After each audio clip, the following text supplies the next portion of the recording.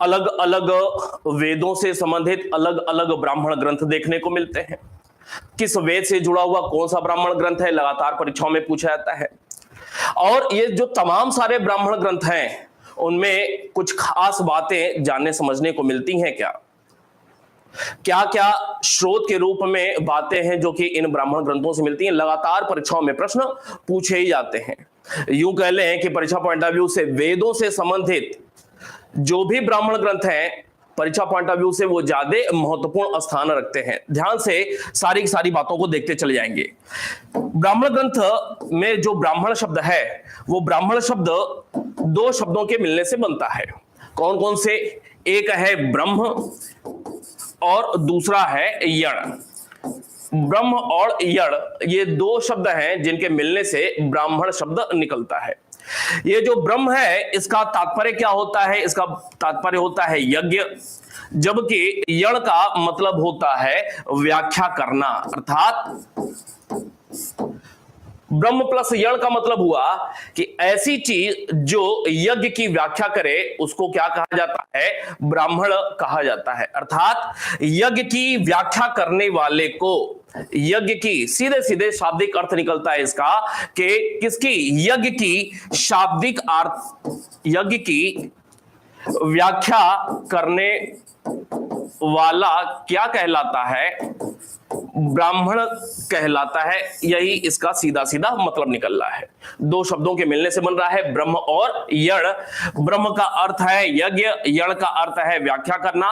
यज्ञ की व्याख्या करने वाला ब्राह्मण ग्रंथ के तौर पे जाना जाता है। दूसरी महत्वपूर्ण बात है कि ये जो ब्राह्मण ग्रंथ है किसके परिशिष्ट के तौर पे जाने जाते हैं? तो दूसरी महत्वपूर्ण बात है कि ब्राह्मण ग्रंथ, परीक्षा पॉइंट ऑफ व्यू से सारी बातें महत्वपूर्ण है, ब्राह्मण ग्रंथ वेदों के परिशिष्ट के तौर पे जाने जाते हैं। किसके? वेदों के परिशिष्ट। अर्थात वेदों को समझने के लिए ब्राह्मण ग्रंथ अपने आप में महत्वपूर्ण स्थान रखता है। क्यों भाई? ठीक है, वेदों के परिशिष्ट के तौर पे इनको जाना जाता है। तीसरी महत्वपूर्ण बात कि यह जो ब्राह्मण ग्रंथ हैं, किस समय काल से लेकर के किस समय तक काल की जानकारी मिलती है? तो राजा परीक्षित के बाद एवं हर्यक वंश का राजा था बिंबिसार। निश्चित रूप से आपको याद होगा बिंबिसार के पहले तक की जानकारी का स्रोत ब्राह्मण ग्रंथ है। अर्थात राजा परीक्षित के उदय के बाद से और बिंबिसार के पहले, इन दोनों के बीच का जो समय काल है, ब्राह्मण ग्रंथ इस समय काल की जानकारी देता है।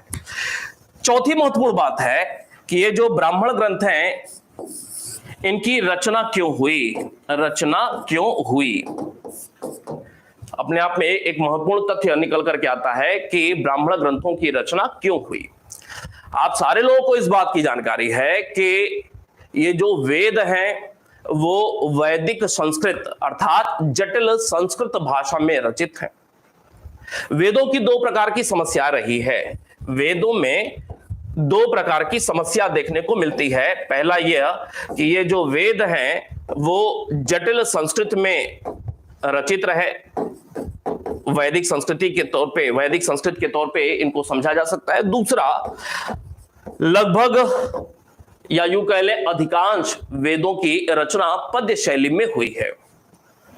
आज भी आप जानते समझते हैं कि गद्य की तुलना में पद्य, वो भी संस्कृत में लिखा हुआ, कितना जटिल हो जाता है। गद्य शैली में कोई बात लिखी हुई होती है, पैराग्राफ में हमारे लिए पढ़ना और आसान हो जाता है, समझना आसान हो जाता है, लेकिन वही कुछ अगर मंत्र रूप में लिखा हुआ हो तो निश्चित रूप से मुश्किल हो जाता है। ऐसे में चूंकि यह दो समस्याएं रही हैं, इस वजह से वेदों की भाषा शैली आम जनता को समझ में नहीं आती थी। वेद में क्या बातें लिखी हुई है, आम जनता समझ पाने में विफल रहती थी। इस वजह से वेदों में लिखी हुई बातों को आम जनता भी समझ सके, इस वजह से ही ब्राह्मण ग्रंथों की रचना हुई। अर्थात रचना का उद्देश्य क्या है? वेदों की बात आम जनता भी समझ सके, आम जनता भी समझ सके, यह इसका उद्देश्य रहा। इस वजह से ब्राह्मण ग्रंथों की रचना हुई। अब आम जनता समझ सके, इसके लिए दो बातें होना जरूरी था कि सरल संस्कृत का प्रयोग किया जाए, सरल संस्कृत भाषा में वेदों की बातें ब्राह्मण ग्रंथों में देखने को मिले। दूसरी महत्वपूर्ण बात कि यह निश्चित रूप से गद्य शैली में होना चाहिए। पद्य समझना मुश्किल है, गद्य शैली में होना चाहिए। तो ब्राह्मण ग्रंथों की रचना वेदों को समझने के लिए सरल संस्कृत भाषा में गद्य शैली में किया गया था। बड़ा ही महत्वपूर्ण तथ्य निकल करके आता है कि ब्राह्मण ग्रंथों की रचना गद्य शैली में हुई है, पद्य शैली में नहीं हुई है। लगातार यह भी प्रश्न पूछा हुआ है। दूसरी महत्वपूर्ण बात, सरल संस्कृत भाषा में ब्राह्मण ग्रंथों की रचना होती है। अब यहीं से एक बात और जुड़ जाती है, वो यह एक प्रश्न निकलता है कि संस्कृत गद्य का प्राचीनतम रूप कहां देखने को मिलता है? तो संस्कृत गद्य का प्राचीनतम रूप ब्राह्मण ग्रंथों में ही देखने को मिलता है। सरल संस्कृत भाषा में ब्राह्मण ग्रंथों की रचना होती है, गद्य शैली में रचना होती है। तो ब्राह्मण ग्रंथ पद्य शैली में नहीं, गद्य शैली में है, एक बात। दूसरी बात, सरल संस्कृत भाषा में है, आम जनता भी समझ सके। और संस्कृत का इसी के साथ निकलता है एक तथ्य कि संस्कृत गद्य का प्राचीनतम स्वरूप ब्राह्मण ग्रंथों में देखने को मिलता है। अगली महत्वपूर्ण बात, क्या प्रत्येक वेद से जुड़े हुए ब्राह्मण ग्रंथ हैं? निश्चित रूप से प्रत्येक वेद से संबंधित ब्राह्मण ग्रंथ देखने को मिलते हैं। आप जितना जानते हैं उससे बहुत ज्यादा नई जानकारी आपको देखने को मिलेगी। पहला वेद है ऋग्वेद।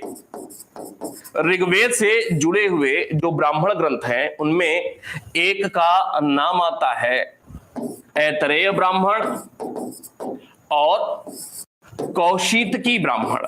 ऐतरेय और कौशितकी, ये दो ब्राह्मण ग्रंथ हैं ऋग्वेद से जुड़े हुए। ऐतरेय जो ब्राह्मण ग्रंथ है उसके लिए एक दूसरे शब्द का भी प्रयोग होता है। कौशितकी जो ब्राह्मण ग्रंथ है इसके लिए भी कोई बताएगा कि कौन से शब्दों का प्रयोग होता है? किसी को पता है? जल्दी बताएं। ऐतरेय ब्राह्मण के लिए एक दूसरे शब्द का प्रयोग होता है। ऐतरेय ब्राह्मण को पंचिका के नाम से भी जाना जाता है। याद करेंगे, पंचिका ऐसे लिखा जाता है या फिर ऐसे भी पंचिका लिखा जाता है। कौशितकी को शंखायन ब्राह्मण के नाम से भी जाना जाता है। कौशितकी ब्राह्मण को शंखायन ब्राह्मण के नाम से भी जाना जाता है। ऐतरेय को पंचिका ब्राह्मण के नाम से भी जाना जाता है। दूसरी महत्वपूर्ण बात, ये जो सामवेद है, सामवेद से जुड़े हुए जो ब्राह्मण ग्रंथ हैं उनमें एक नाम पंचविश, एक नाम खडविश, पंचविश, खडविश। तीसरा एक बड़ा ही महत्वपूर्ण नाम जैमिनीय ब्राह्मण। चौथा नाम वंश, आप ये नहीं जानते होंगे, वंश ब्राह्मण। एक पांचवा नाम सामविधान ब्राह्मण ग्रंथ किससे संबंधित है? सामवेद से संबंधित सामविधान ब्राह्मण ग्रंथ है। इन सारे के सारे ब्राह्मण ग्रंथों में क्या क्या महत्वपूर्ण बातें हैं, परीक्षा पॉइंट ऑफ व्यू से महत्व रखती हैं? क्यों? क्योंकि लगातार यहां से प्रश्न पूछे जाते हैं। वर्तमान स्थिति यही है, हाल फिलहाल के एग्जाम्स में साल 2 साल में देखा जाए तो वेदों से जुड़े हुए प्रश्न कम, ब्राह्मण ग्रंथ या उपनिषद से संबंधित प्रश्न ज्यादा देखने को मिलते हैं। अगली बात करेंगे, तीसरा जो वेद है वो है यजुर्वेद। तीसरा यजुर्वेद। यजुर्वेद से जुड़े हुए जो ब्राह्मण ग्रंथ हैं उनमें एक नाम आता है तैत्तिरीय का, तैत्तिरीय और शतपथ, नाम याद होगा आपको, तैत्तिरीय और शतपथ।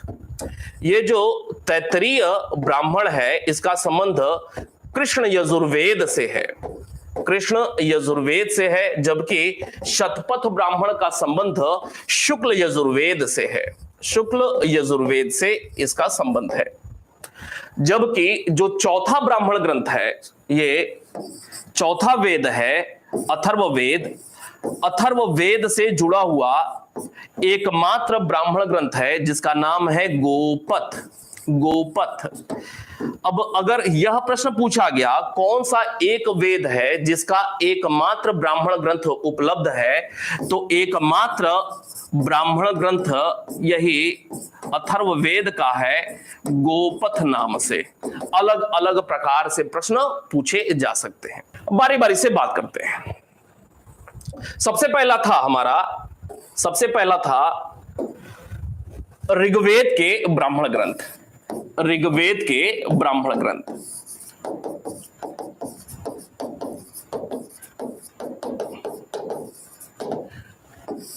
इसमें पहला नाम था ऐतरेय ब्राह्मण का। अब ऐतरेय ब्राह्मण से संबंधित क्या क्या प्रमुख तथ्य हैं, परीक्षा पॉइंट ऑफ व्यू से महत्व रखते हैं, लगातार प्रश्न पूछे जाते हैं। पहली बात निकल करके आती है कि इसके संकलनकर्ता कौन थे, किसी को याद हो तो बताएं। ऐतरेय ब्राह्मण की बात हो रही है, इसके संकलनकर्ता कौन थे, तो आपको याद होना चाहिए कि इसके संकलनकर्ता जो थे ना, उनका नाम है महिदास ऐतरेय, महिदास ऐतरेय पूरा नाम। क्योंकि इनके नाम में ऐतरेय है तो इनके नाम से ही जुड़ा हुआ यह ब्राह्मण ग्रंथ नामकरण हो जाता है ऐतरेय ब्राह्मण के नाम से। ऐतरेय इनके नाम में कैसे जुड़ा, इसकी भी एक कहानी रही है। इतिरा का पुत्र होने की वजह से इनको ऐतरेय कहा गया। पूरा नाम महिदास ऐतरेय। तो ऐतरेय ब्राह्मण के संकलनकर्ता कौन हुए? महिदास ऐतरेय। दूसरी महत्वपूर्ण बात, क्या ऐतरेय ब्राह्मण पे किसी ने टीका लिखा है? हाँ, उत्तर है। किसने लिखा है? सायण। कोई मुझे बताएगा कि यह सायण जो है किस समय काल के विद्वान हैं? टीका सायण ने लिखी हुई है। किसने? सायण ने इस पर टीका लिखी हुई है। किस नाम से टीका लिखी हुई है?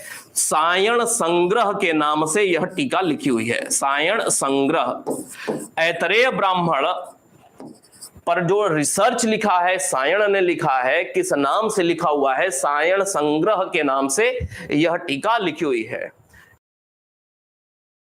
अगर मैं आपसे यह पूछ लूं कि ये जो सायण हैं किस समय काल के विद्वान हैं, तो उत्तर है आपका विजयनगर, विजयनगर। और अगर यह भी पूछ लिया गया कि सायण किस राजा के दरबारी रहे हैं, समकालीन रहे हैं, आपको याद होगा एक नाम बुक्का प्रथम का, बुक्का प्रथम एंड हरिहर द्वितीय। बुक्का प्रथम और हरिहर द्वितीय के यह समकालीन के तौर पे जाने जाते हैं। क्लियर है भाई? याद रहेगा। अगली बात करेंगे, इसमें जानकारी क्या क्या मिलती है। ऐतरेय ब्राह्मण की हम लोग बात कर रहे हैं, जानकारी क्या क्या मिलती है, इस ऐतरेय ब्राह्मण में क्या क्या खास बातें लिखी हुई हैं जो कि परीक्षा पॉइंट ऑफ व्यू से महत्व रखती हैं। जानकारी क्या क्या मिलती है, ध्यान से देखेंगे। तो पहली बात, यहां पे बारी बारी से देखते चले जाते हैं क्या क्या जानकारी मिलती है। राज्य की उत्पत्ति नोट करेंगे, राज्य की उत्पत्ति या राजा की उत्पत्ति कैसे हुई, इसके संदर्भ में सिद्धांत मिलते हैं। के सिद्धांत कहां पर देखने को मिलते हैं? सीधे सीधे प्रश्न पूछा जाता है, कैसे कि राज्य की उत्पत्ति के सिद्धांत निम्नलिखित में से कहां देखने को मिलते हैं, कहां से प्राप्त होते हैं?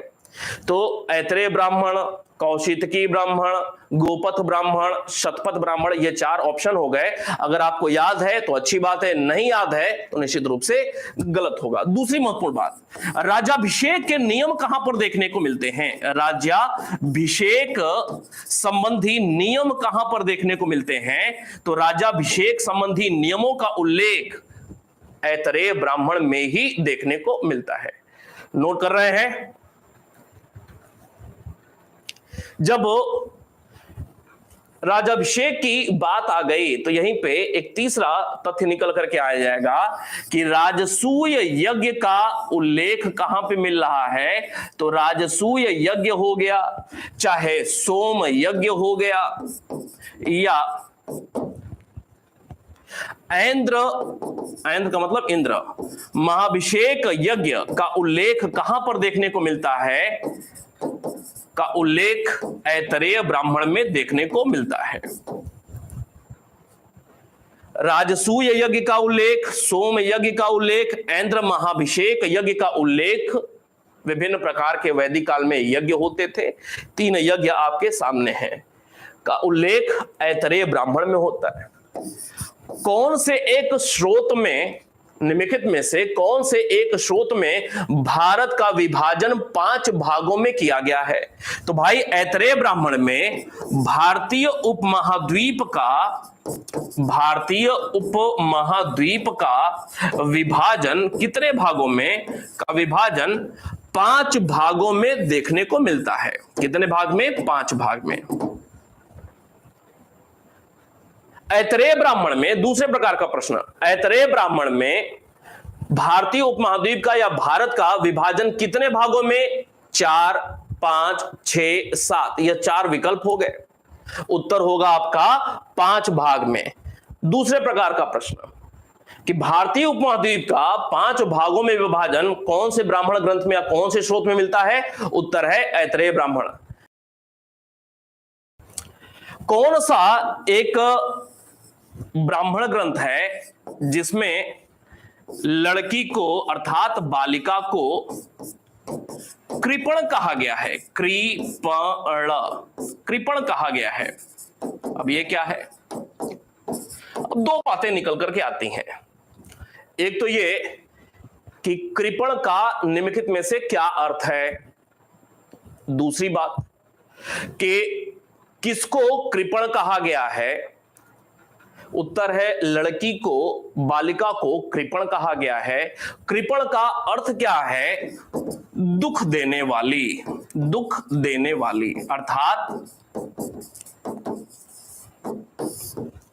ऐतरेय ब्राह्मण में जिस समय काल की, वैदिक काल की यह जानकारी दे रहा है, ऐतरेय ब्राह्मण में कन्या के जन्म को दुख का कारण बताया गया है। बात समझिएगा, अथर्ववेद में कन्या के जन्म को दुख का कारण बताया गया है। अथर्ववेद में सीधे सीधे लिखा हुआ है, वहां पे कन्या का जन्म दुख का कारण है। अथर्ववेद में यह बात लिखा हुआ है। लेकिन ऐतरेय ब्राह्मण में लड़की के स्थान पर कृपण शब्द का प्रयोग किया गया है और कृपण का अर्थ है दुख देने वाली। याद रहेगा। इसके अलावा कौन सा एक ब्राह्मण ग्रंथ है जिसमें राजा को विषमत्ता कहा गया है? विषमत्ता कहा गया है। विषमत्ता कहा गया है। विषमत्ता का अर्थ क्या है? पहले तो ये समझ लें। तो भाई विषमत्ता का अर्थ है लोगों का भक्षण करने वाला, भक्षण करने वाला। अगर लोगों में भी कुछ एक वर्ग को पूछ लिया गया, किस एक वर्ग का? तो वैश्यों का भक्षण करने वाला। अब भक्षण का मतलब खाएगा तो नहीं, भोजन के स्थान पर। ब्राह्मण, क्षत्रिय, वैश्य, शूद्र, यह 4 वर्ण रहे प्राचीन काल में। इन 4 वर्णों के अलग अलग दायित्व या कर्तव्य भी रहे। इनमें से जो तीसरा वर्ण था वैश्य वर्ण, वैश्य वर्ण के दायित्वों में 2-3 प्रकार के कार्य, जैसे कृषि का कार्य, पशुपालन का कार्य, व्यापार वाणिज्य का कार्य, अर्थात आर्थिक गतिविधि से संबंधित या अर्थव्यवस्था के विभिन्न पहलुओं से संबंधित जो जुड़ा हुआ वर्ण था वो था वैश्य वर्ण। और एकमात्र करदाता के रूप में राज्य को, जनपद को या राजा को या राज्य को एकमात्र कर देने वाला टैक्स पेई जो वर्ग है, वर्ण है, वो है वैश्य वर्ण। क्योंकि राजा वैश्यों से टैक्स वसूल रहा है, कर वसूल रहा है, इस वजह से राजा को विषमत्ता कहा गया है। इसी संदर्भ में लोगों को या वैश्यों का भक्षण करने वाला शब्दावली का प्रयोग हुआ है। दो प्रकार की बातें, विषमत्ता का अर्थ क्या है, क्लियर हो गया विषमत्ता का अर्थ क्या है। दूसरी महत्वपूर्ण बात, निम्नलिखित में से किसके लिए विषमत्ता शब्द का प्रयोग किया गया है। बात समझ में आ रही है? निम्नलिखित में से किसके लिए विषमत्ता शब्द का प्रयोग किया गया है? तो उत्तर है राजा के लिए विषमत्ता शब्द का प्रयोग किया गया है। अगली महत्वपूर्ण बात, राजा को ऐतरेय ब्राह्मण में, ये सारे साक्ष्य कहां से मिल रहे हैं? ऐतरेय ब्राह्मण में राजा को धर्मस्य गोप्ता कहा गया है। धर्मस्य गोप्ता कहां कहा गया है? तो उत्तर है ऐतरेय ब्राह्मण में। ये जो धर्मस्य गोप्ता शब्द का प्रयोग किसके लिए किया गया है? राजा के लिए। इसका मतलब क्या है? अर्थात धर्म की रक्षा करने वाला या धर्म का रक्षक, धर्म की रक्षा करने वाला, अर्थात धर्म की रक्षा करने का दायित्व किसको ब्राह्मणों ने वैदिक काल में सौंपा था? राजा के पास यह दायित्व था धर्म की रक्षा करने का। धर्मस्य गोप्ता किसके लिए शब्द का प्रयोग किया गया है? ऐतरेय ब्राह्मण में जानकारी मिलती है, राजा के लिए धर्मस्य गोप्ता शब्द का प्रयोग देखने को मिलता है। इसके अलावा कुछ अन्य तथ्य, शुनह सेप की कथा का उल्लेख कौन से स्रोत में मिलता है? उत्तर है ऐतरेय ब्राह्मण में शुनह सेप की कथा या आख्यान देखने को मिलता है। आप बचपन से सुनते आ रहे हैं, कभी भी लड़ाई होता है, गांव घर के लोग आपस में लड़ाई झगड़ा हो गया या कुछ पंचायत बैठी हुई है, बड़े बड़े तीसमार खां लोग बैठे हुए हैं, दोस्त मित्र बैठे हुए हैं, बड़े बुजुर्ग बैठे हुए हैं, एक बात जरूर हो जाती है कभी ना कभी सबके जुबान से, लड़कों के तो खास तौर से कभी नहीं निकला ही होगा या सुना ही होगा, जर जोरू और जमीन। क्यों भाई? जर जोरू और जमीन, यह तीन ये शब्दावलियां हैं जिसके वजह से कभी भी संघर्ष होता है, चाहे घर में चाहे घर के बाहर। जो संघर्ष है, उस संघर्षों के, तमाम प्रकार के संघर्ष हैं जीवन में, उन संघर्षों के मूल में जर जोरू जमीन। बस स्टैंड वगैरह पे भी देखा होगा, बेचने वाले किताब वगैरह वहां पे या फिर फ्लेक्स आदि पे अभी आप देख सकते हैं, कहीं ना कहीं देखने को मिल जाता है। तो भाई जर जोरू जमीन, संघर्ष के तीन कारण बताए गए हैं। क्या? जर जोरू और जमीन, ये तीन कारण बताए गए हैं और इनका सबसे पहला उल्लेख कहां पर देखने को मिलता है?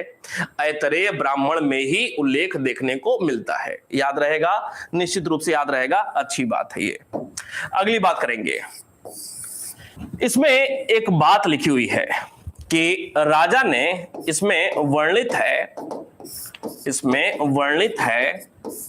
कि राजा ने किसी ब्राह्मण को भूमि दान करना चाहा, भूदान करना चाहा, किंतु भूमि एक हाथ से दूसरे हाथ में, एक स्थान से दूसरे स्थान पर स्थानांतरित होने से इनकार करती। अर्थात क्या मतलब है इसका? कि राजा ने किसी ब्राह्मण को भूदान करना चाहा, किंतु भूमि ने हस्तांतरित होने से, एक हाथ से दूसरे हाथ में जाना, अर्थात एक अधिकार से दूसरे अधिकार में जाना, हस्तांतरित होने से इनकार कर दिया।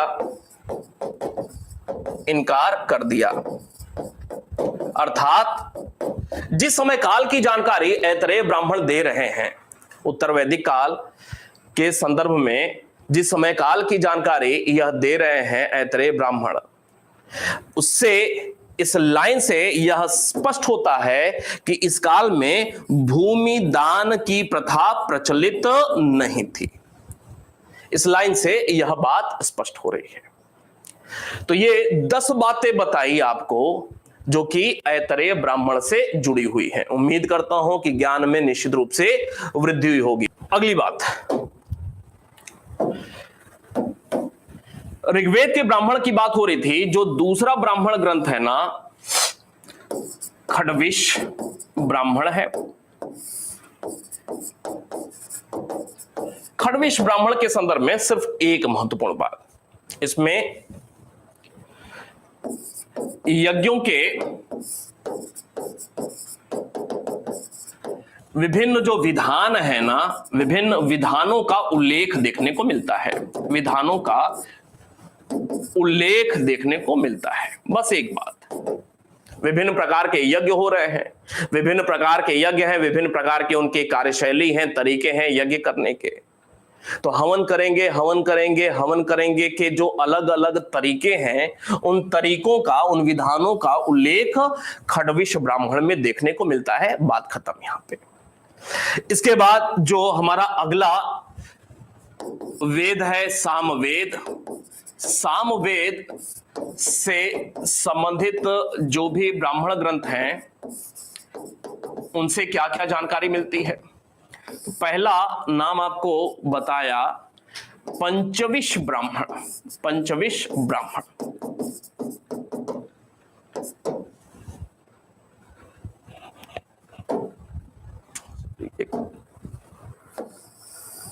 ये खडविश नहीं था,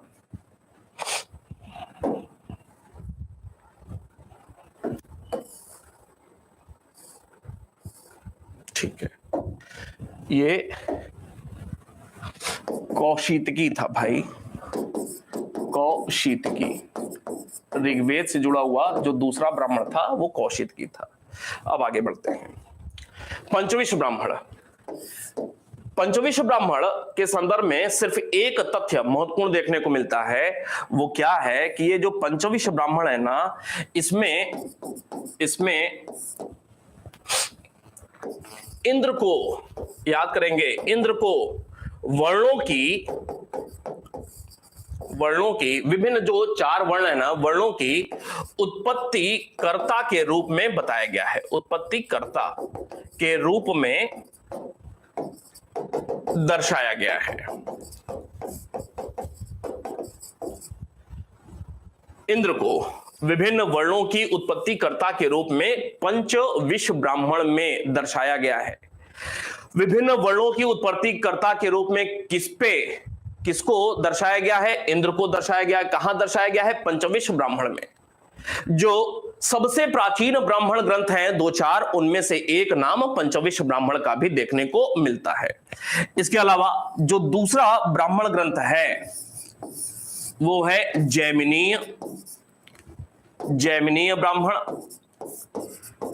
अगर कभी यह प्रश्न पूछा गया कि सामवेद से जुड़ा हुआ सबसे प्राचीन ब्राह्मण ग्रंथ कौन सा है, तो भाई सामवेद से जुड़ा प्राचीनतम ब्राह्मण ग्रंथ यही जैमिनीय ब्राह्मण है। तीसरे नंबर पे जो ब्राह्मण ग्रंथ है वो है खडविश ब्राह्मण। खडविश ब्राह्मण सामवेद से जुड़ा हुआ। खडविश ब्राह्मण को अद्भुत ब्राह्मण के नाम से भी जाना जाता है। अद्भुत ब्राह्मण के नाम से भी जाना जाता है। के नाम से भी खडविश ब्राह्मण को अद्भुत ब्राह्मण के नाम से भी जाना जाता है। पहली महत्वपूर्ण बात। दूसरी बात, ये जो खडविश ब्राह्मण है सामान्यतः इसको पंचविश ब्राह्मण का परिशिष्ट के रूप में समझा जाता है, परिशिष्ट माना जाता है।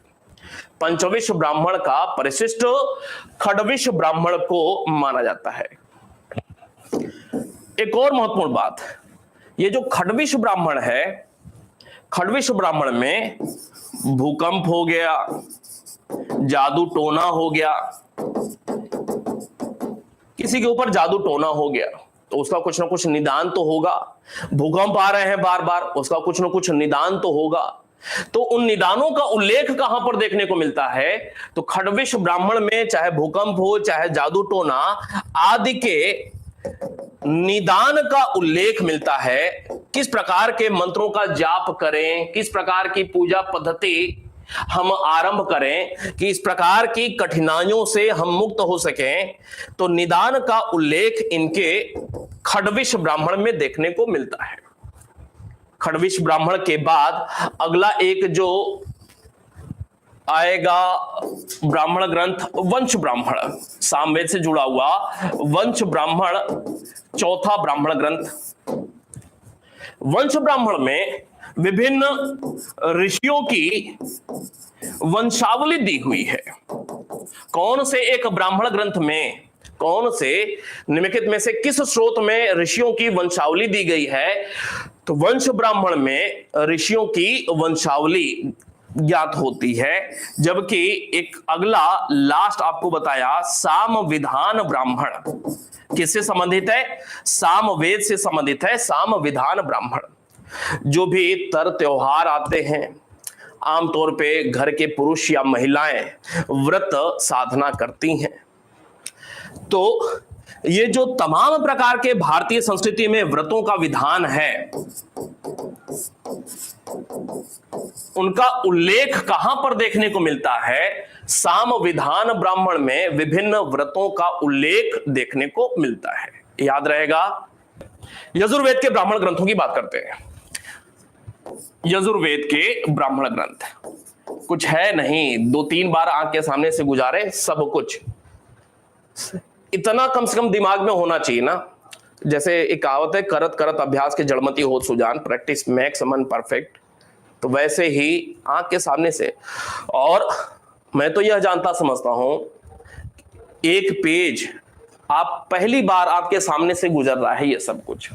बहुत सारी चीज आप पहले से भी जानते हैं और बहुत सारी चीजें पहली बार आंख के सामने से गुजर रही हैं। एक बार आंख के सामने से गुजरे, रात के समय 5 मिनट 10 मिनट का टाइम दीजिए, जो भी कुछ अभी गुजर रहा है उसको एक बार फिर से गुजारे। कल सुबह जब सो करके उठे एक बार और गुजारे, जब क्लास हो तो एक बार और गुजारे। कहने का मतलब है 1 पेज 2 पेज 3 पेज कितना टाइम लगेगा भाई? टाइम नहीं लगता है, क्योंकि पहली बार आंख के सामने से गुजर रहा है ना, इस वजह से ऐसा लग रहा है कि इतना सब कुछ है। ठीक है, लेकिन है तो करना ही है और धीरे धीरे सब कुछ किया जा सकता है। यजुर्वेद के ब्राह्मण ग्रंथ, इसमें आपको बताया 2। पहला कृष्ण यजुर्वेद से जुड़ा हुआ तैत्तरीय ब्राह्मण, तैत्तरीय ब्राह्मण कृष्ण यजुर्वेद से जुड़ा हुआ। जो दूसरा आपको बताया शतपथ ब्राह्मण,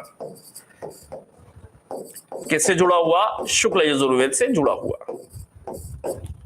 ये जो तैत्तरीय ब्राह्मण है, एक प्रश्न बनेगा कि पंच महायज्ञ का उल्लेख कहां पर देखने को मिलता है?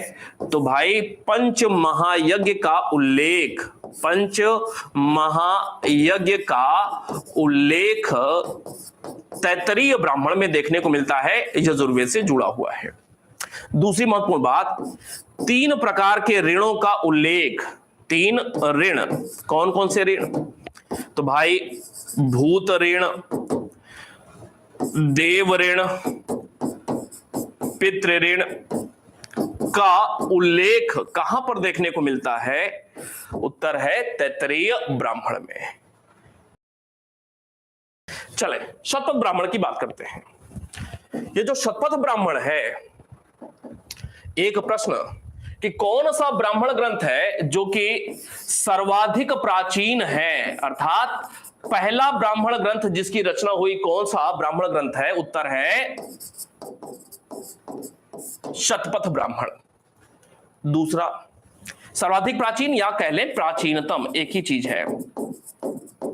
दूसरा सबसे बड़ा ब्राह्मण ग्रंथ कौन सा है?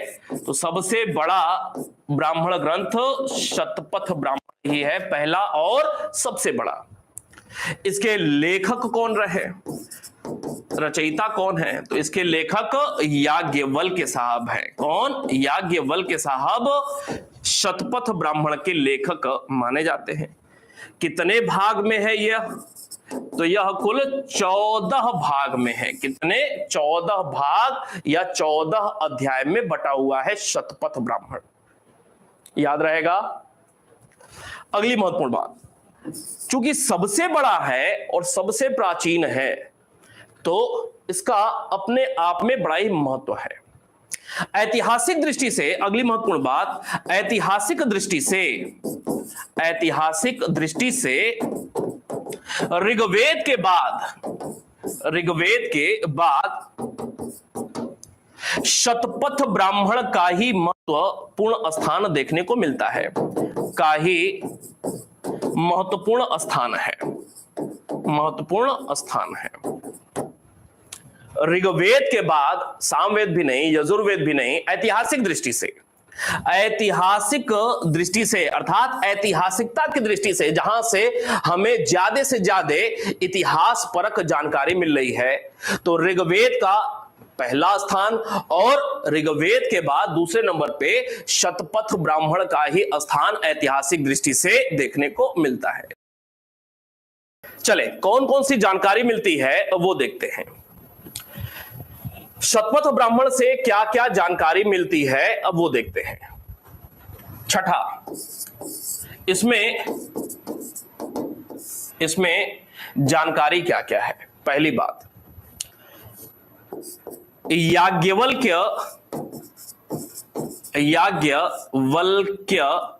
मैत्रेयी, इनकी पत्नी मैत्रेयी संवाद का उल्लेख कहां पर देखने को मिलता है? याज्ञवल्क्य मैत्रेयी संवाद का उल्लेख शतपथ ब्राह्मण में। याद रहेगा।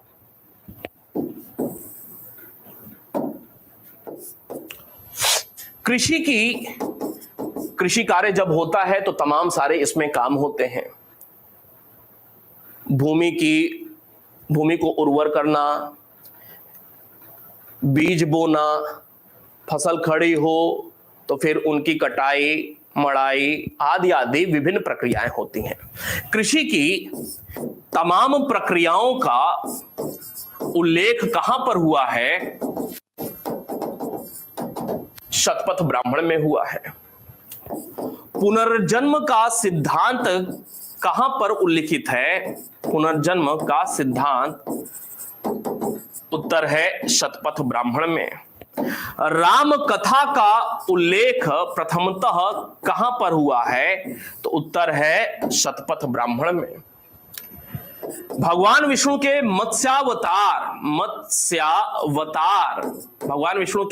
मत्स्यावतार का उल्लेख कहां पर देखने को मिलता है? शतपथ ब्राह्मण में। समुद्र शब्द का प्रथम उल्लेख कहां पर देखने को मिलता है? समुद्र शब्द का प्रथम उल्लेख कहां पर देखने को मिलता है? शतपथ ब्राह्मण में देखने को मिलता है। दुष्यंत का नाम सुना है आपने। दुष्यंत, शकुंतला और इनके जो बेटे थे भरत की कथा कहां पर देखने को मिलती है? उत्तर है शतपथ ब्राह्मण में।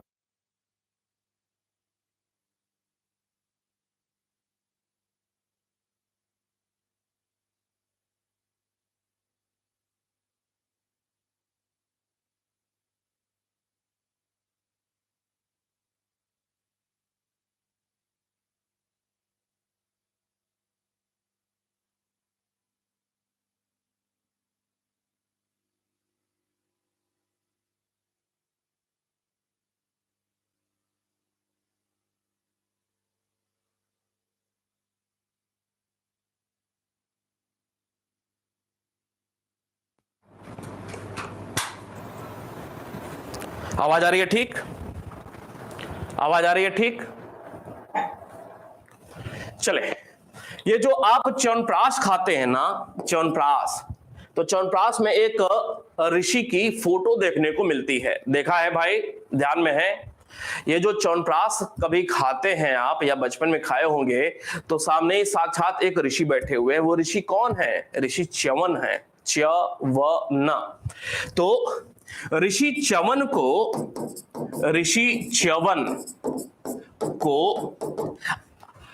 आजीवन यौवन बने रहने का आशीर्वाद दिया था। किसने दिया था यह आशीर्वाद? ये अश्विनी कुमार देव ने, अश्विनी कुमार ने दिया था यह आशीर्वाद। और इसका उल्लेख कहां पर देखने को मिलता है? शतपथ ब्राह्मण में ही देखने को मिलता है। इसके अलावा किसी महिला को अर्थात स्त्री को अर्धांगिनी कहा जाता है। तो स्त्री को अर्धांगिनी कहा गया है, सबसे पहला उल्लेख कहां पर देखने को मिलता है? अर्धांगिनी शब्द का पहली बार उल्लेख कहां पे हो रहा है? शतपथ ब्राह्मण में ही हो रहा है। इसके अलावा इसमें वर्णित है कि यदि कोई राजा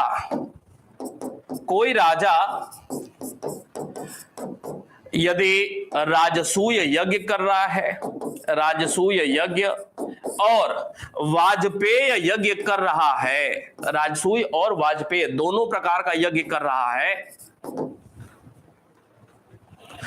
है, तो वह किसके समान हो जाता है? तो वह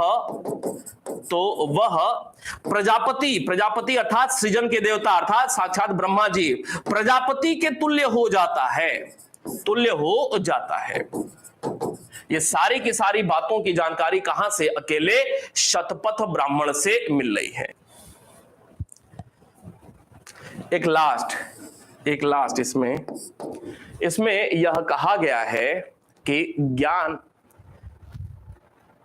यज्ञ और तपस्या करने से ज्यादा महत्वपूर्ण होता है। कितनी बड़ी बात, कितने समय पहले ही कहा गया। इसमें वर्णित है कि ज्ञान का महत्व बताया गया है। ज्ञान यज्ञ एवं तपस्या से, यज्ञ और तपस्या से अधिक महत्वपूर्ण होता है।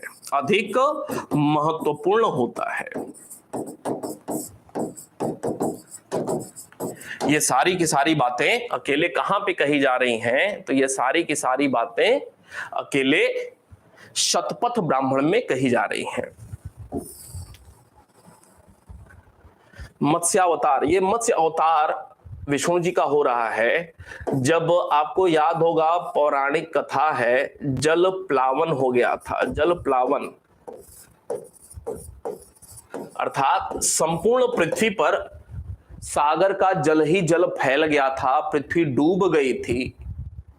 तो विष्णु जी एक अवतार ग्रहण करते हैं, पृथ्वी को बचाते हैं। जल प्लावन की कथा या मत्स्य अवतार की भी कथा की जानकारी इस शतपथ ब्राह्मण में ही देखने को मिलती है। तो ये तमाम सारी बातें कहां पर? तो भाई तमाम सारी बातें अकेले शतपथ ब्राह्मण में, जो कि पहला और सबसे बड़ा ब्राह्मण ग्रंथ के तौर पे जाना जाता है। लास्ट देखते हैं, ये जो अथर्ववेद था, अथर्ववेद का एकमात्र ब्राह्मण ग्रंथ कौन सा था? गोपथ ब्राह्मण। और कोई भी महत्वपूर्ण बात इसके संदर्भ में नहीं है, बस एकमात्र है, ध्यान में रखना है। दोबारा से एक बार 5 मिनट का टाइम लेंगे, फिर से रिकॉल करेंगे, ध्यान से देखेंगे 5 मिनट। दोबारा से आज हमारा जो विषय था ना, ध्यान से एक बार आंख के सामने से दोबारा से गुजारते हैं। हमारा जो विषय था वो था आज ब्राह्मण ग्रंथ। ध्यान से, ब्राह्मण शब्द 2 शब्दों के मिलने से बना हुआ है। कौन कौन से? एक है ब्रह्म और दूसरा है यण। ब्रह्म का अर्थ होता है यज्ञ और यण का अर्थ होता है व्याख्या। अर्थात ब्राह्मण क्या है? जहां पर यज्ञ की व्याख्या होती है वही ब्राह्मण कहलाता है। ब्रह्म की अर्थात यज्ञ की व्याख्या जहां होती है वो ब्राह्मण कहलाता है। जिन ग्रंथों में यज्ञ की व्याख्या हो रही है वह ब्राह्मण ग्रंथ कहलाता है। दूसरा, ब्राह्मण ग्रंथों को सामान्यतः वेदों का परिशिष्ट कहा जाता है। ब्राह्मण ग्रंथों को वेदों के बाद ही, चूंकि ब्राह्मण ग्रंथों की रचना हो रही है, वेदों के बाद ही ब्राह्मण ग्रंथों की रचना हो रही है, बाद का है, सामान्य तौर पे इसको परिशिष्ट मान लें, तो वेदों के परिशिष्ट ब्राह्मण ग्रंथों को। इसमें कब से कब भाई, तो बिंबिसार के पहले और परीक्षित के बाद की कहानी या कथाओं का उल्लेख मिलता है। इसकी रचना क्यों होती है? वेदों के साथ दो समस्याएं थी। वेद चूंकि संस्कृत, जटिल संस्कृत में पद्य शैली में रखे हुए थे, आम जनता समझ नहीं पाती थी, तो आम जनता की वेदों के प्रति समझ बनाने के लिए सरल संस्कृत भाषा में गद्य शैली में ब्राह्मण ग्रंथों की रचना होती है। तो एक तथ्य निकल करके आता है भाई कि संस्कृत गद्य का प्राचीनतम रूप सबसे पहले कहां देखने को मिलता है? तो संस्कृत गद्य का प्राचीनतम रूप ब्राह्मण ग्रंथों में ही देखने को मिलता है। क्लियर है भाई? सारे लोग बताएंगे क्लियर है?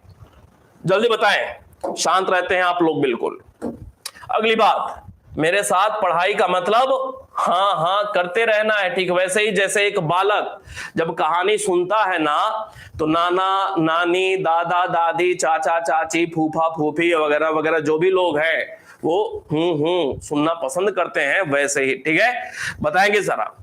अगली बात, प्रत्येक वेद से जुड़ा हुआ कोई न कोई ब्राह्मण ग्रंथ है। कौन कौन से ब्राह्मण ग्रंथ है उस पर बात करेंगे। ऋग्वेद से जुड़ा हुआ जो ब्राह्मण ग्रंथ है ऐतरेय ब्राह्मण है, जिसको पंचिका या पंचिका के तौर पे जाना जाता है, कहा जाता है। दूसरा था कौशितकी, जिसको शंखायन ब्राह्मण के नाम से भी जाना जाता है। सामवेद से जुड़े हुए जो ब्राह्मण ग्रंथ हैं, एक नाम है पंचवेश, खडवेश, जैमिनीय वंश और सामविधान। यह कुल 5 ब्राह्मण ग्रंथ बताया सामवेद से जुड़े हुए। जो तीसरा वेद है यजुर्वेद, यजुर्वेद से जुड़े हुए एक तैत्तरीय ब्राह्मण जिसका संबंध कृष्ण यजुर्वेद से है। दूसरा शतपथ ब्राह्मण जिसका संबंध शुक्ल यजुर्वेद से है। शुक्ल यजुर्वेद को वाजसनेयी संहिता कहा जाता है, याद रखेंगे। अगर पेपर में यह प्रश्न पूछ लिया गया कि निम्नलिखित में से किसको वाजसनेयी संहिता कहा जाता है, अगर ऑप्शन ये भी है, ऑप्शन ये भी है, तो ये गलत है भाई। शतपथ ब्राह्मण को वाजसनेयी संहिता नहीं कहा जा रहा है, बल्कि शुक्ल यजुर्वेद को वाजसनेयी संहिता कहा जाता है। एक बार प्रश्न ये पूछा हुआ था, लोगों ने गलत किया हुआ था। इसके बाद जो अगला वेद है अथर्ववेद, गोपथ ब्राह्मण एकमात्र अथर्ववेद का यह ब्राह्मण ग्रंथ है। बारी बारी से बात करते हैं। ये जो ऋग्वेद है, ऋग्वेद से जुड़ा हुआ जो ब्राह्मण ग्रंथ है ऐतरेय ब्राह्मण। ऐतरेय ब्राह्मण के संदर्भ में पहली महत्वपूर्ण बात कि इसका संकलन किसने किया था? महिदास ऐतरेय इसके संकलन करता थे। अब मुझे बताएं कि अभी थोड़ी देर पहले लगभग 1 घंटा हमने धीरे धीरे इन सारी बातों को किया, और अब 5 मिनट में पूरा का पूरा रिवाइज करेंगे, तो क्या आपके अंदर और कॉन्फिडेंस नहीं बढ़ रहा है क्या? बताएंगे जरा। और आपके अंदर कॉन्फिडेंस नहीं बढ़ रहा है क्या? कहने का मतलब यह है ना कि किसी भी चीज को 1 बार, 2 बार, 5 बार, 10 बार, जब समय मिले 5 मिनट पन्ना उल्टा देख लिया, गुजार दिया, तब तो रिजल्ट आएगा ना। अब सोचें कि 1 बार पढ़ लिया, 1 घंटा बहुत हो गया, कमर में दर्द होने लगा, तकिया लगा लिया, लेट गया, रिजल्ट थोड़ी आएगा इससे। मैं किस उद्देश्य से इसमें चाहता तो बहुत सारी चीजें काट छांट कर देता, लेकिन मेरे पढ़ने और पढ़ाने का मतलब क्या रहा? फिर इतिहास के तो हजारों टीचर हैं भाई, मेरे साथ जुड़ने का फायदा क्या हुआ? टीचर, कोई भी गुरु जो कि कंजूसी कर जाए बताने में, उसका महत्व ही क्या है? कोशिश तो ये होनी चाहिए ना, चाहे मेरी ओर से चाहे आपकी ओर से, कुछ भी करना हो, रिजल्ट ओरिएंटेड काम होना, रिजल्ट आवे किसी भी सूरत में, तब तो मतलब है गुरु का या फिर स्टूडेंट का। संकलन करता महिदास ऐतरेय। इस पर ऐतरेय ब्राह्मण पर टीका किसने लिखा है? सायण ने टीका लिखा था। सायण कौन था? विजयनगर का एक विद्वान था, बुक्का प्रथम और हरिहर द्वितीय के समकालीन थे। किस नाम से टीका? सायण संग्रह के नाम से। क्या क्या जानकारी मिलती है ऐतरेय ब्राह्मण में? तो ऐतरेय ब्राह्मण में राज्य की उत्पत्ति और राजा की उत्पत्ति के सिद्धांतों का उल्लेख मिलता है। जुबान से बोलते रहे। राज्य की उत्पत्ति और राजा की उत्पत्ति के सिद्धांत का उल्लेख या वर्णन कहां पर? ऐतरेय ब्राह्मण में। दूसरा, राज्याभिषेक संबंधी नियम कहां पर उल्लेख? ऐतरेय ब्राह्मण में। राजसूय यज्ञ, अब ये देखें, ये वाला ये वाला ये वाला सब मिलता जुलता है आपस में। राजसूय यज्ञ, सोम यज्ञ और ऐन्द्र महाभिषेक यज्ञ का उल्लेख कहां पर? ऐतरेय ब्राह्मण में। भारतीय उपमहाद्वीप का विभाजन 5 भाग में कहां पर किया गया है? ऐतरेय ब्राह्मण में। यह 5 भाग भी कौन है? तो आपको पता होगा, एक नाम है उत्तरापथ, एक नाम है मध्य देश, तीसरा भाग है अपरांत, चौथा भाग है प्राच्य, पांचवा भाग है दक्षिणापथ। ये कुल 5 भागों में भारतीय उपमहाद्वीप का विभाजन किया गया है। उत्तरापथ, मध्य देश, अपरांत, अपरांत का मतलब पश्चिमी भारत, पश्चिम भारत, प्राच्य का मतलब पूर्वी भारत, दक्षिणापथ का मतलब नर्मदा नदी के नीचे, नर्मदा नदी के दक्षिण का भाग, ठीक है। तो भारतीय उपमहाद्वीप का विभाजन 5 भाग में किया गया। कहां पे किया गया? ऐतरेय ब्राह्मण में किया गया है। कौन से भाग है वो भी बता दिया। लड़की को कृपण शब्द का प्रयोग किया गया है। लड़की के लिए लड़की को कृपण कहा गया है। कृपण का अर्थ होता है दुख देने वाली। कहां उल्लेख किया गया है कृपण शब्द का? ऐतरेय ब्राह्मण में किया गया है। राजा को विषमत्ता कहा गया है। विषमत्ता किसको कहा जा रहा है? राजा को कहा जा रहा है। कहां कहा जा रहा है? ऐतरेय ब्राह्मण में। विषमत्ता का मतलब क्या है? लोगों का, अर्थात वैश्य वर्ण का भक्षण करने वाला। क्यों? क्योंकि कर वसूलता था, राजा इस वर्ग से कर वसूल करता था, इस वजह से विषमत्ता कहा गया है। विषमत्ता का संदर्भ किससे है? टैक्स से है, टैक्सेशन से है, ठीक है। राजा को न सिर्फ विषमत्ता कहा गया है ऐतरेय ब्राह्मण में, बल्कि धर्मस्य गोप्ता शब्द का भी प्रयोग किया गया है। धर्मस्य गोप्ता का मतलब धर्म की रक्षा करने वाला, धर्म का रक्षक। किसके लिए धर्मस्य गोप्ता शब्द का प्रयोग हुआ है? राजा के लिए हुआ है। सुना सेप की कथा या सुने सेप आख्यान का उल्लेख कहां पर देखने को मिलता है? तो भाई ऐतरेय ब्राह्मण में। संघर्ष के 3 कारण जर जोरू जमीन का उल्लेख कहां पर हुआ है? ऐतरेय ब्राह्मण में। इसके अलावा इसमें वर्णित है कि राजा ने ब्राह्मण को भूदान करना चाहा, किंतु भूमि ने हस्तांतरित होने से इनकार कर दिया। अर्थात उत्तर वैदिक काल में भूमि दान के साक्ष्य नहीं मिलते हैं। इसका प्रमाण कौन दे रहा है? ऐतरेय ब्राह्मण दे रहा है। आगे बात करेंगे। दूसरी बात थी, ऐतरेय ब्राह्मण हो गया, फिर कौशितकी। तो इसमें यज्ञों के विभिन्न प्रकार के यज्ञ होते हैं। विभिन्न प्रकार के यज्ञों के अलग अलग विधान, उन विधानों का उल्लेख कहां पर हो रहा है? कौशितकी ब्राह्मण किससे संबंधित है? यह दूसरा ब्राह्मण ग्रंथ है ऋग्वेद का। बात करेंगे सामवेद के ब्राह्मण ग्रंथों की। तो सामवेद के जो ब्राह्मण ग्रंथ हैं, पहला नाम बताया आपको पंचविश ब्राह्मण।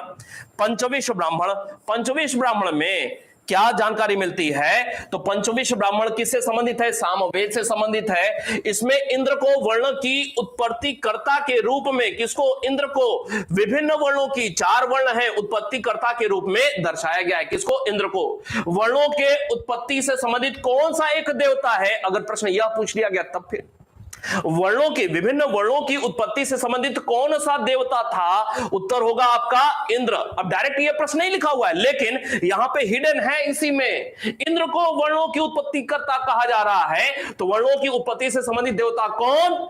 इंद्र। अगली बात, जैमिनी ब्राह्मण, सामवेद से जुड़ा प्राचीनतम ब्राह्मण ग्रंथ कौन है? अर्थात पंचविश ब्राह्मण से भी पुराना है। पंचविश ब्राह्मण से भी पुराना कौन सा है ब्राह्मण ग्रंथ? सामवेद का जैमिनी ब्राह्मण है। तीसरा, खड्विश ब्राह्मण। खड्विश ब्राह्मण को अद्भुत ब्राह्मण भी कहा जाता है। निम्नलिखित में से कौन सा एक अद्भुत ब्राह्मण है? 4 विकल्प आ गए। निम्नलिखित में से कौन सा एक अद्भुत ब्राह्मण के नाम से जाना जाता है? उत्तर है खड्विश ब्राह्मण। सामान्यतः पंचविश ब्राह्मण के परिशिष्ट के तौर पे जाना जाता है। तीसरी महत्वपूर्ण बात, भूकंप हो गया, जादू टोना आदि के निदान का उल्लेख कहां पर मिलता है? खड्विश ब्राह्मण में ही मिलता है। अगली महत्वपूर्ण बात, वंश ब्राह्मण से संबंधित विभिन्न ऋषियों की वंशावली का उल्लेख कौन से ब्राह्मण ग्रंथ में है? तो सामवेद का एक ब्राह्मण ग्रंथ है वंश ब्राह्मण। निश्चित रूप से आपको पहले से नहीं पता रहा होगा। 5वां, सामविधान ब्राह्मण का संबंध सामवेद से है। सामविधान में विभिन्न व्रतों का उल्लेख देखने को मिलता है। अगली महत्वपूर्ण बात थी,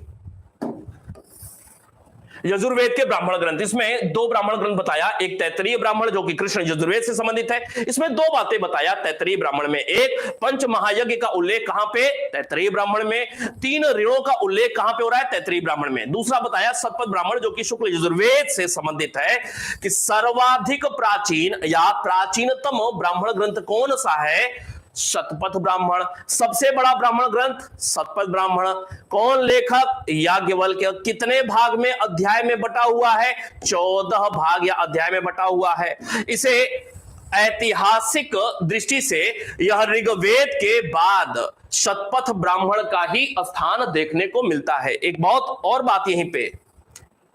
बात यहीं पे कि लघु वेद एवं ऐतिहासिक ग्रंथ या ब्राह्मण ग्रंथ किसको कहा जाता है? शतपथ ब्राह्मण को ही लघु वेद या फिर ऐतिहासिक ग्रंथ की श्रेणी में स्थान दिया गया है। याद रहेगा, लघु वेद या ऐतिहासिक वेद किसको कहा जाता है? शतपथ ब्राह्मण को ही कहा जाता है। अगली बात कि ऐतिहासिक दृष्टि से ऋग्वेद के बाद शतपथ ब्राह्मण का ही महत्वपूर्ण स्थान है। इसमें क्या क्या बातों की जानकारी मिल रही है? तो इसमें पहली बात आपको बताया कि याज्ञवल्क्य मैत्रेयी संवाद का उल्लेख कहां पर है? तो याज्ञवल्क्य मैत्रेयी संवाद का उल्लेख शतपथ ब्राह्मण में है। कृषि की तमाम प्रक्रियाओं का उल्लेख कहां पर? शतपथ ब्राह्मण में। पुनर्जन्म के सिद्धांत का उल्लेख कहां? शतपथ ब्राह्मण में। राम कथा का प्रथम उल्लेख कहां? शतपथ ब्राह्मण में।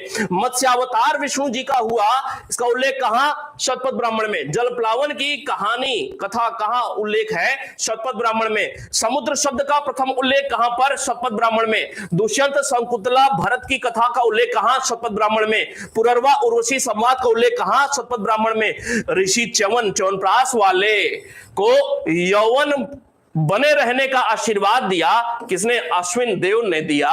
कहां उल्लेख है? शतपथ ब्राह्मण में।